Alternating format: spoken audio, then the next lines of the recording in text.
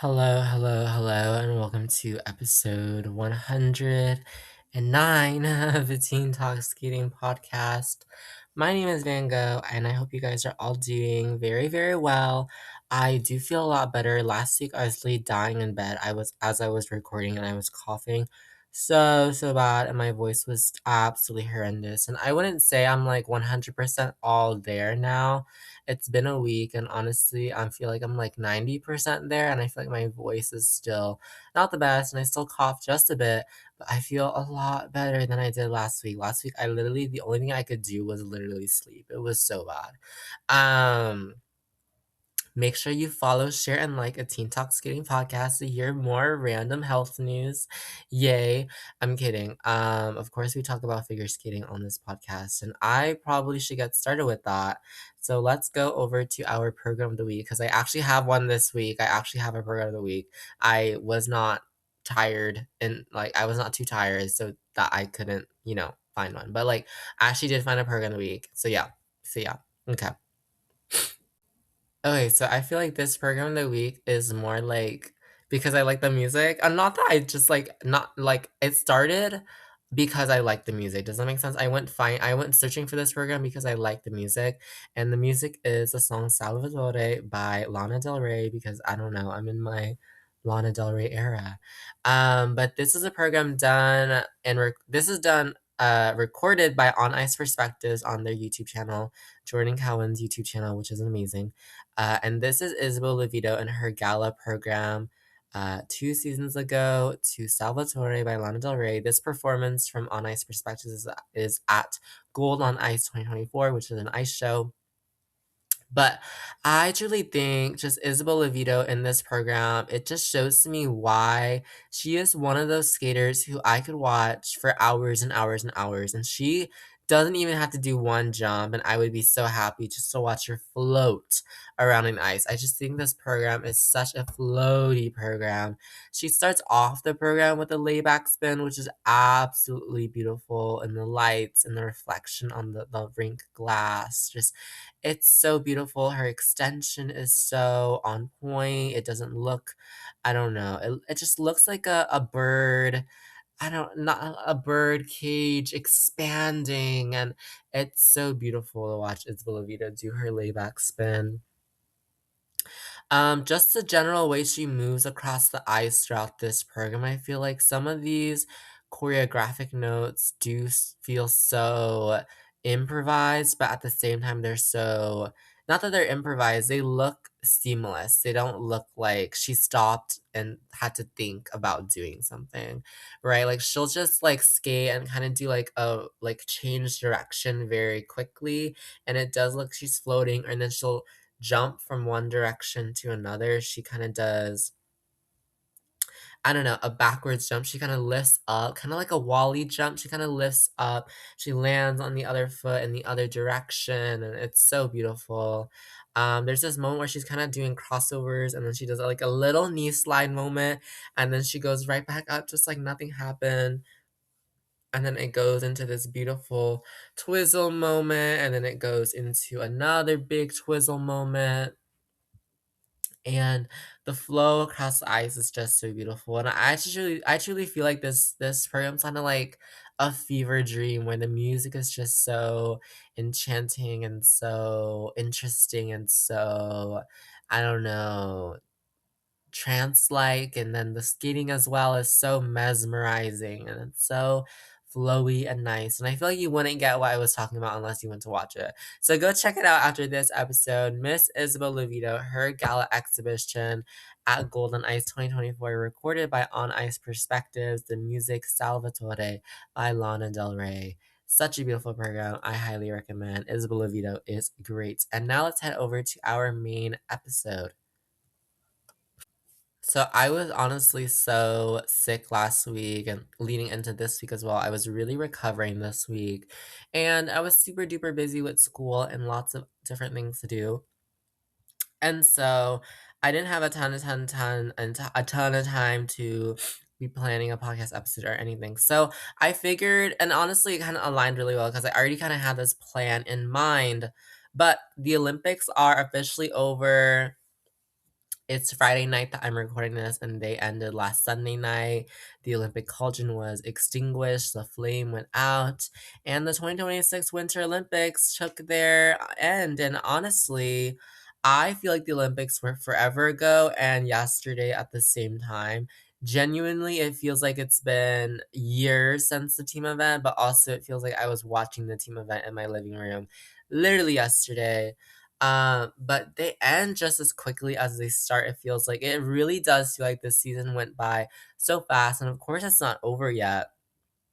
But, in an Olympic season, you have that one huge major international competition that is that extra competition.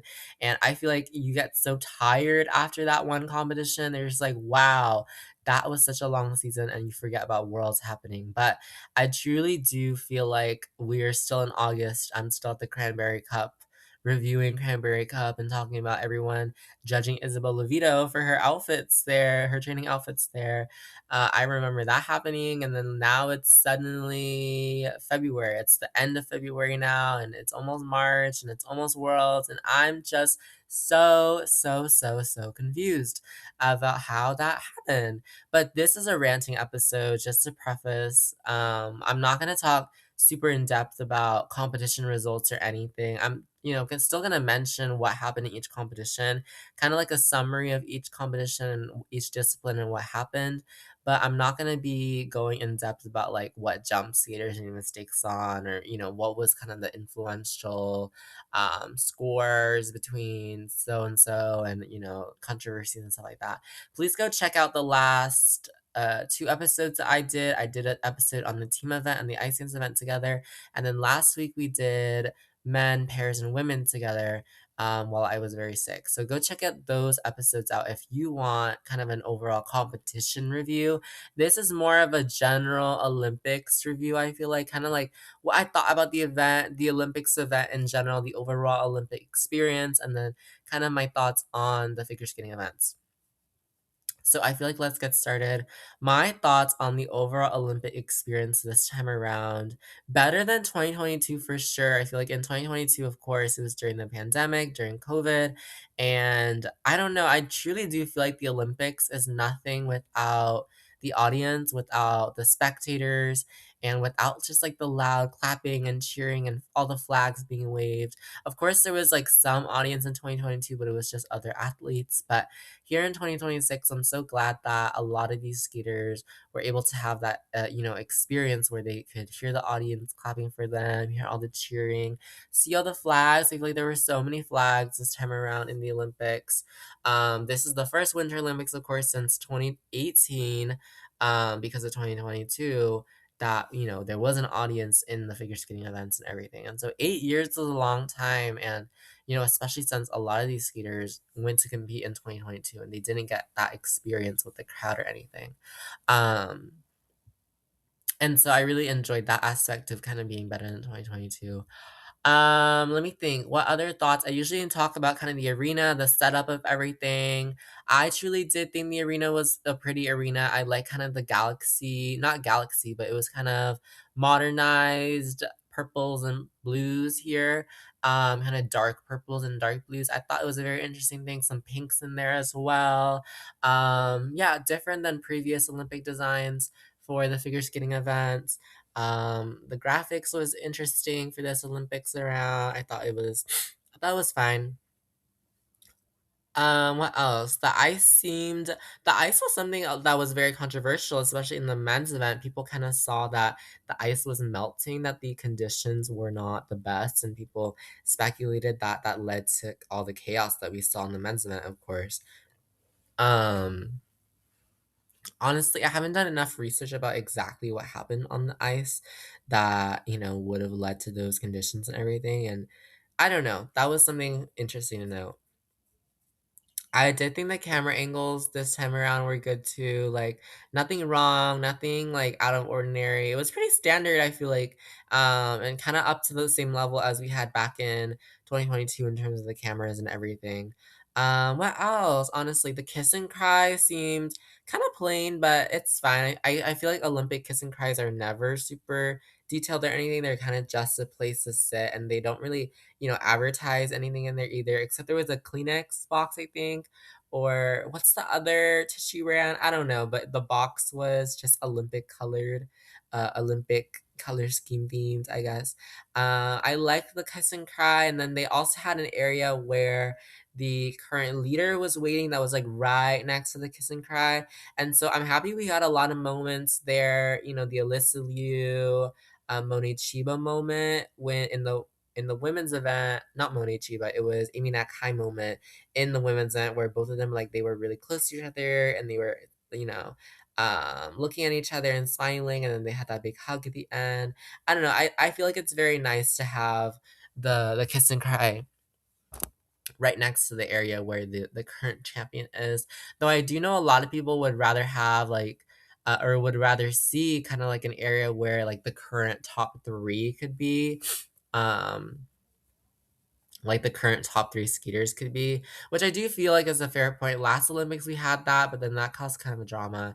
And then I think the Olympics before that wasn't really a thing. I think there was more of a backstage room for the skaters to wait. And I don't know. Lots of different variables that could go on, but this one kind of took inspiration, I feel like, from the champions chair that's has been at the last few major competitions. It was at Worlds last year, and then it was at Grand Prix final this season as well. And so maybe it's just taking inspiration from all of that. I don't know. I don't really know. Okay, what else? I feel like there was so much. Okay, let me actually make note of this. Maybe we'll talk about this. No, I want to talk about it now because I feel like it. I just feel like there was so much media coverage of figure skating this time around. I do think that, it kind of occurs every time, at least where I live in the US, where in the US, figure skating is the most popular Winter Olympic sport. And it's just like, there's no secret about it, I feel like. I just thought this time around there was so much media around the Olympics. Last time at 2022, I remember there being a bunch of buzz around the Olympics, of course, because it's the Olympics and figures getting super popular. But I feel like this time, like, it was just turned up to the ante. Like everyone was talking about figure skating, like it was crazy. I had people come up to me to talk about figure skating that I never would have thought they would have known about figure skating before the Olympics, and they would just talk to me about it, and they would talk to me about Alyssa, and they would talk to me about the Ice Dance event, and they would just talk to me about it. It just felt like everyone knew suddenly about figure skating, and I don't think at the last Olympics that really happened. I don't remember, the people in my life then being as, I don't know, active in figure skating. I do remember a few people being like, mentioning a bit the news or whatever, because it was really dramatic, of course, at the last Olympics. But I just feel like this time around, there was so much more media around the Olympics. Um, I know there was this like weird media story about like some news story about some Italian restaurant that Alysa Liu has visited, and the owner was super excited or something. I don't even remember, but just random stuff like that. I'm just like, did this happen last time? Did this happen in the past few Olympics? But we live in such an increasingly, I don't know, modernized, interconnected world where like social media and technology and the media connect everyone together, and so maybe it was just me like identifying that more. Maybe when I was younger, I didn't really see that. But genuinely, I was like starstruck. I was like, wow, the Olympics are everywhere on YouTube, on Instagram, in the news. Like even my parents, they were watching the news, and they would mention Amber Glenn, they would mention Ellie Cam and Danny O'Shea. Like what the heck? Like that's crazy. I feel like, I don't know, just special moments like that. I don't know. I feel like you can never reproduce, not reproduce. You just never have that level of engagement and media presence around figure skating, except when you're at the Olympics, right? Oh my gosh, the neighbors outside need to stop driving motorcycles and screaming. But I just feel like you never get that level of like attention and hype and engagement around the Olympics and around Olympic figure skating like anywhere else. You don't get it when it's Worlds, Grand Prix final, in a regular season, right? The Olympics truly bring people they flock together. They go to swarm the Olympics, and I feel like everyone and their mother knows who Alysa Liu is now. I had the most random people talk to me about her, and I don't know. It's just so amazing to see the love for figure skating, the love for trying to understand how this sport works. I know it's such a confusing sport. The spins, the jumps, like who actually understands any of that? And I don't know. I'm just so happy about it. And I do feel like I could make a whole separate episode about like the hype around the Olympics and how we can kind of keep that hype, right? Um, oh my gosh, these what the heck? It's like 9. And, like people are can we not with the motorcycles? But again, just so much hype, and honestly, I feel like we should always try to be, I don't know, analyzing, discussing how can we keep that hype, because so many people turn on figure skating at the Olympics and they get super invested in it, and then when the Olympics are over, they're done. Like they don't watch again for another 4 years, until the next Olympics, and I feel like that's such an unfortunate effect because the Olympics are like the prime time to capture new fans, capture new life into the sport, and hopefully convince the higher ups at NBC or the American public that this is like a sport worth watching and um a sport worth supporting, and getting as crazy as people do over football or basketball or anything like that. You know what I mean? Like it's just so interesting. But I don't know. I should probably stop talking about like the media and everything around figure skating. I truly think that it was still sorry, still coughing, still sick. I truly thought it's so fascinating to see. And it's gonna die down. It kind of already has died down, but we'll have to see, right? Okay, now I kind of want to talk about the individual events and kind of my overall thoughts over each of the events, because when I was discussing the events in the last two episodes, the team event, ice dance men, pairs women, I kind of just talked about the competition aspect of it, and I didn't really go into kind of the feelings, the ambiance, the vibes, my reactions, that kind of thing. And so this is kind of the more personal take on all of the events. Okay, starting off with the first event that happened, which was the team event. I feel like the team event this time around was such a good team event, and I honestly must confess that like I feel like was one of those people who's like, oh, it's just a team event. Like the team event's fun, but it's just like not like a super big highlight or anything. Like I could do without it, stuff like that. I feel like I was one of those people before this Olympics because I'm just like, oh, it's kind of like World Team Trophy. Like it's an extra thing that they just kind of do. This team event, I feel like changed my mind around that. It was the first event heading into the Olympics. It was just such a good way to start off the Olympics. I just think it kind of lit the competition on fire, and it really did settle into me. Settle like it really made me realize that like yes, this is the Olympics. This is it. This is the competition. This is the moment of these skaters' lives. Stuff like that. I feel like I knew the Olympics were starting, but then I watched the team event. I'm like, dang, the Olympics are truly starting. I mean, there were just so many memorable skates, right? So many memorable skates in the ice dance event. It was just so good. Okay. So many memorable uh oh wait, this is not the event I wanted. This is ice dance. I'm talking about the team event. But there were so many memorable skates. It was so good in the ice stands, in the pairs, in the women's, in the men's. Um, there was, let's see, there was a really good rhythm dance by Chalk and Bates, and then there was all these high level teams competing. Gillis Poirier, Fear Gibson, Yar Fabry, just so good.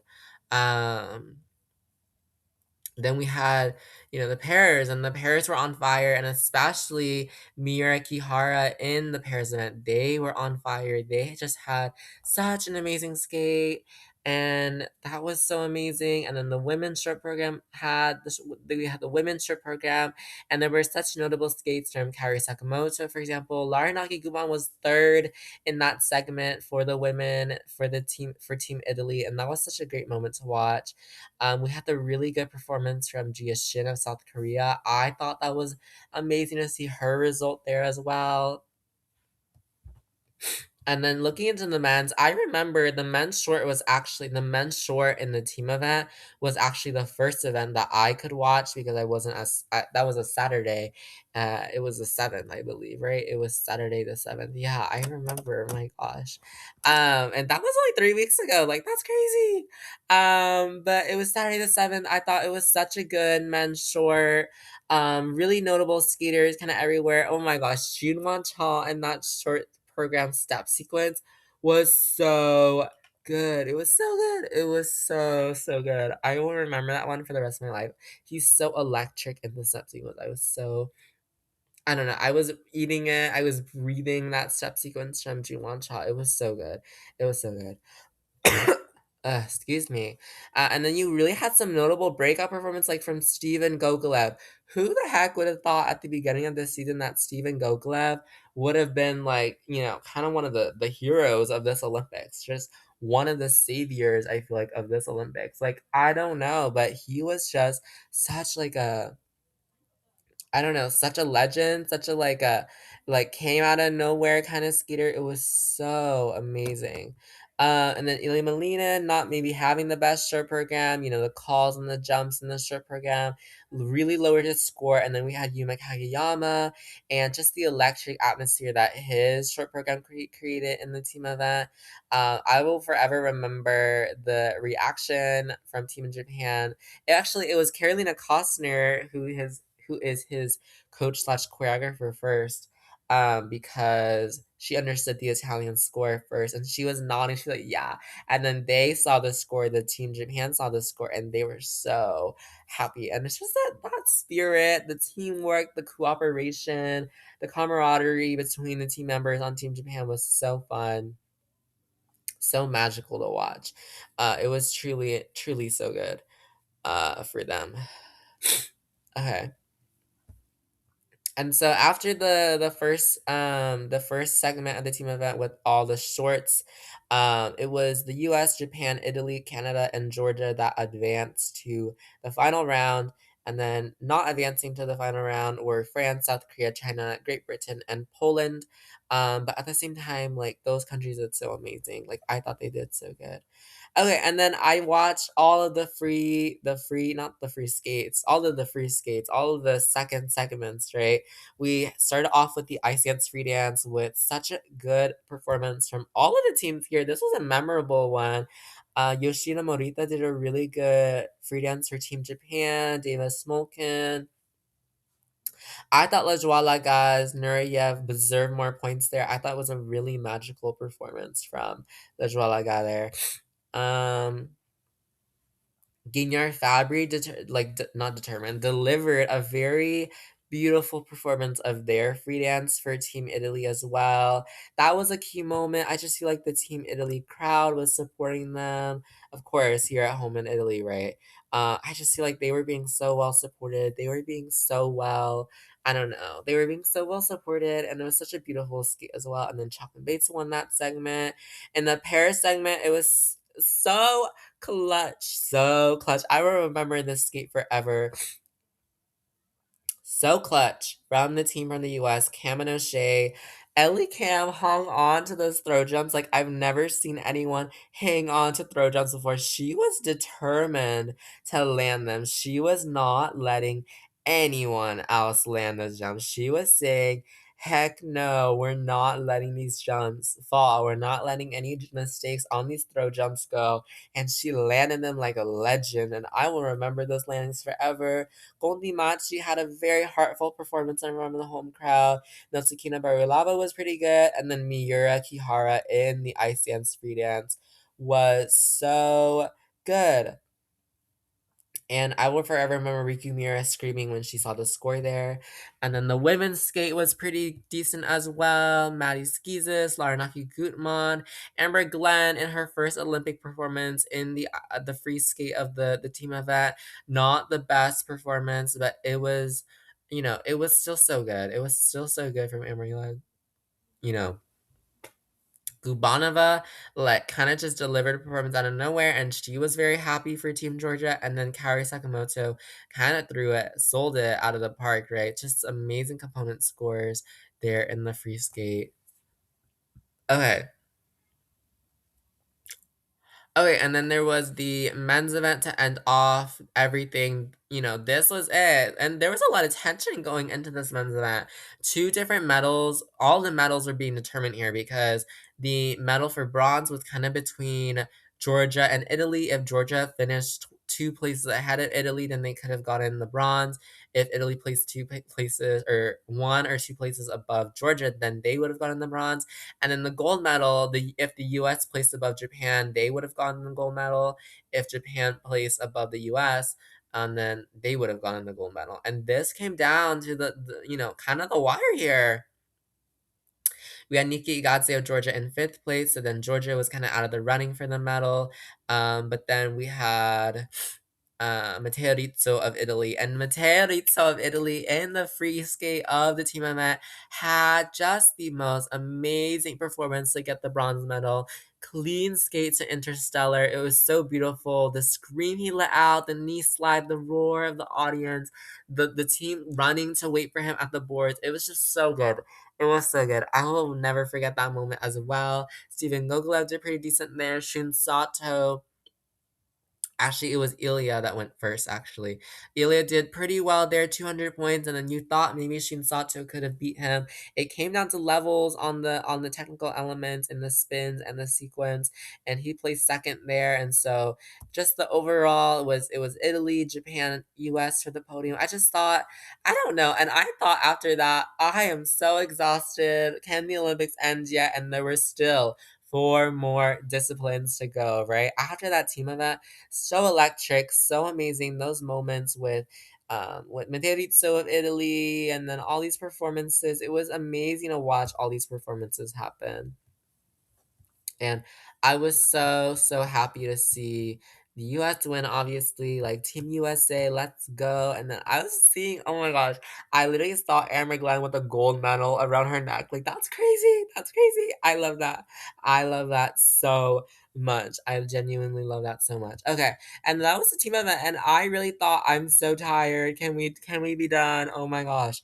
Of course, we were not done because after the team event, literally starting the next day, after the team event, um, literally the next day after the team event, the ice dance event started.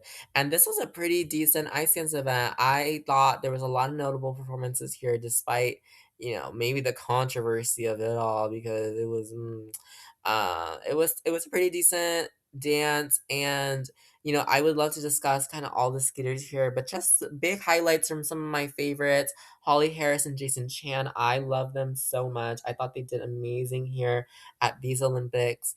They were 18th for Team Australia.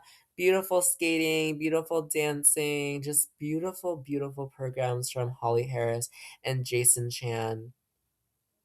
I don't know. I think that's just really notable skaters that I really enjoy watching. Yeah, sorry. But then there were also really nice performances. I mean, this level, this field of ice dance, you had some really big notable names, right? A lot of these teams had scored, in the 200 range. And I truly do feel like the level of ice dance, and I mean like these ice dance teams, I feel like so many of them, even if they were 12th, for example, like Julia Turkila and Matthias Lewis, they're a team that have medal at Europeans, they've medal on the Grand Prix, and they were 12th here. And I just think like that kind of speaks to the overall level of ice dance. We're such a high level team like Turkila Lewis. They're my absolute favorites, placed 12th, and I think they should have placed higher because I love them. But so much high level, high intensity of ice dance here. These were teams that had been to Worlds, been top 5 at Worlds, been to Europeans, four continents, medaled at those events, been to the Grand Prix, medaled at the Grand Prix, even qualified for the Grand Prix final, and they were placing, the placements here were crazy. That's all I'm saying. Okay. But you had such amazing teams here, like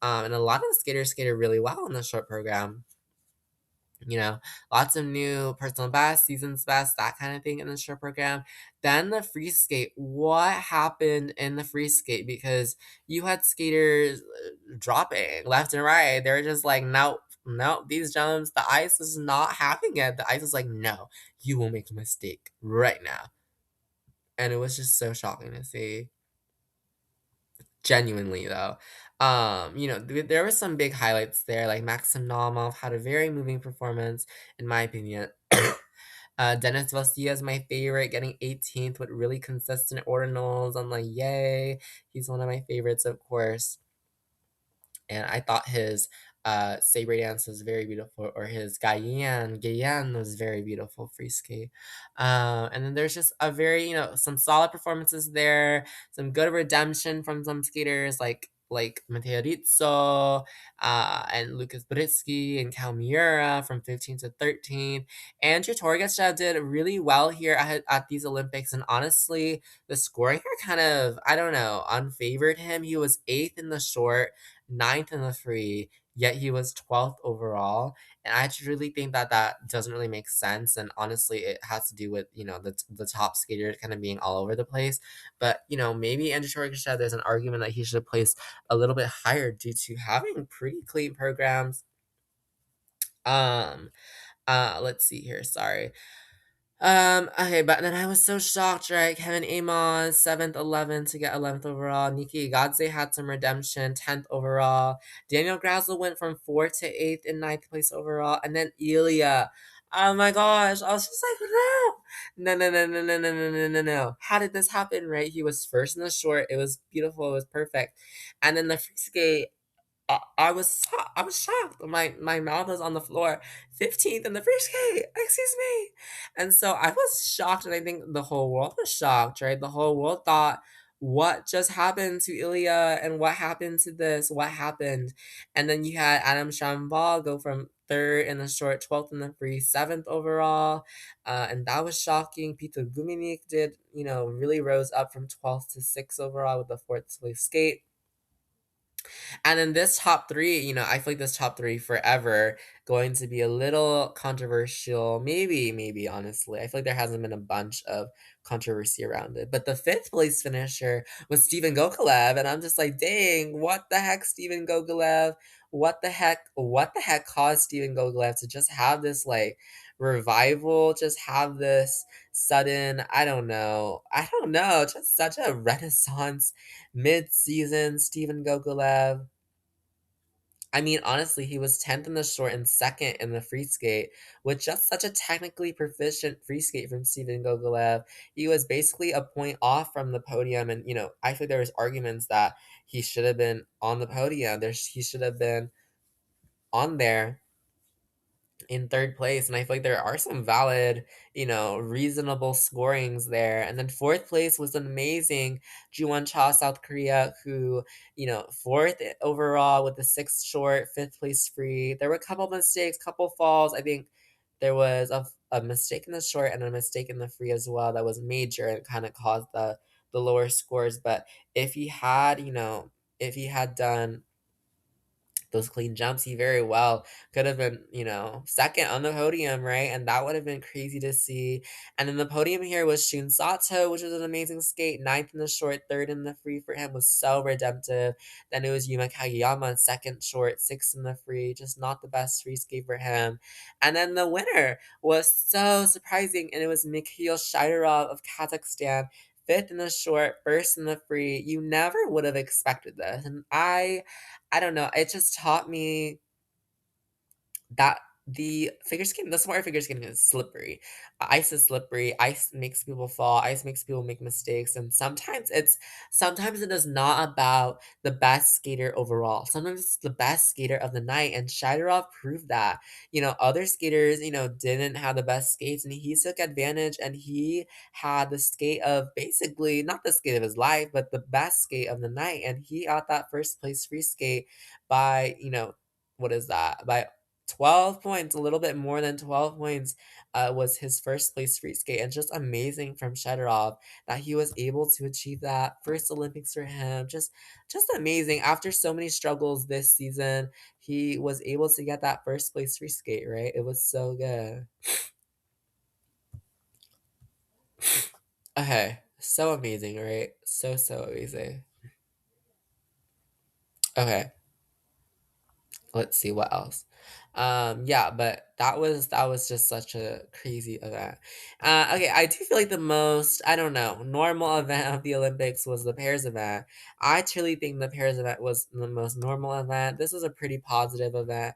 Overall, we had the return, kind of not the return, but we had the redemption. I feel like of Deanna Stellato, Maxime Deschamps being from Canada. I thought they did really well here, considering the circumstances of Deanna Stellato having injury a few weeks before the Olympics, and then having to fly in the middle of the Olympics and still competing, still doing extremely amazing. I thought it was an amazing redemption story, and maybe it wasn't a medal, but I think Deanna Stellato and Maxina Champ, they have the medal in the figure skating community's hearts for sure, right? They definitely have that. Okay, and then they had, Hockey Kunkel of Germany, and then Camo Shea did pretty well here at their first Olympic, ninth at their first Olympics together. Such a highlighted, a very well highlight, a, a very well highlight, a big highlight of the event was that third place short program from Pereira Michaud. Then they were 10th on the free, which wasn't the best, but oh well. They still did really good at their first Olympics together. I thought that third in the short was a very impressive result. And for a moment, I thought, wow, Pereira Michaud on the podium, wow. Chan and Hao did really good at these Olympics. They did really well here with their seventh place finish. We had a bit of a bittersweet result for Seraconti Niccolomacci of Italy. I really wanted them to podium here at home at the Olympics in Italy.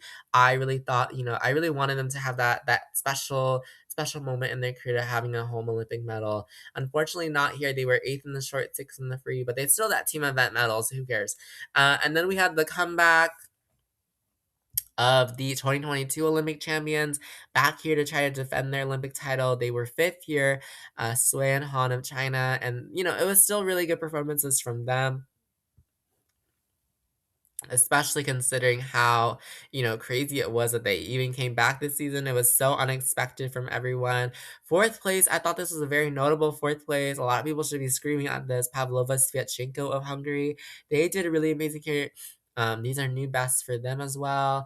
Then on the podium, it was Hase Volodin in third, their first place short, and then the fourth place free, unfortunately, but still really good for them. Second was Metukina Barulava, the first Olympic medal for Georgia ever,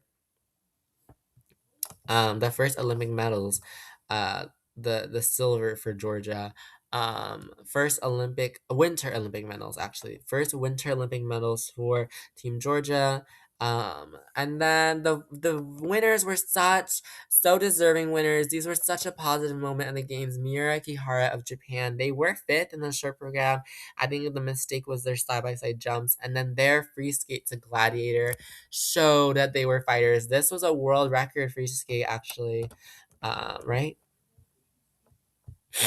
I think this was the world record free skate, if I'm correct. Yeah, this was the world record free skate. It was so clean. It was so beautiful. The reaction from Riku Miura screaming and the kiss and cry. Oh my gosh, guys. Oh my gosh. Um, it was a good way to do, and it was a great way to see the pairs event. It was so emotional, I feel like, that day. Okay, and then the very last event, I just feel like everyone and their mother was exhausted by the time we got to the women's event, that you're just like, what, there's another one, there's one more. And I definitely agree with you guys, like, oh my gosh, I was so tired after seeing all the other events. I'm like, one more, we can do one more. And that was the women's event. The short program was held on Lunar New Year, and then that I was all super busy, and we all did that. And then the free skate was held 2 days later, and it was a pretty decent event overall. I was so happy to see skaters like Livia Kaiser do really good at her first Olympics. I thought she had a pretty redemptive free skate after the unfortunate short program, and she brought back her Hunger Games free skate. So I love that. Just some very notable, good feeling kind of performances that gave you good vibes, like from Ekaterina Kurokova and Yulia Sauter of Romania as well. She scored a personal best there too, and that was a beautiful moment in the games to see Yulia Sauter do that too. You had Laranaki Gutman go from 18th in the short to 12th in the free for 15th overall at home in Italy. The Belgian queens, Luna Hendricks, Dina Pinzerone, who did really, really well considering all the struggles they've been through. And then everyone past 13th place, well, 13th and up scored 200 or over 200. And I thought that was a very fun thing. Not fun, but that was a really great thing to see all that success from these skaters scoring 200 and up. Isabel Levito 12th at her first Olympics. I thought that was great for her. Gia Shin in 11th. Sofia Samodelkina in 10. Gubanova was 6th in the short with a new personal best in the short, which she was so happy about. 11th in the free skate, 2 for 9th overall. Heian Lee did so good at these Olympics. 8th place at these Olympics. After missing out the last time around. Nina Petrokina, the European champion here, skating again in Europe for Italy, the Italian Olympics. I thought she did pretty well with her 7th place.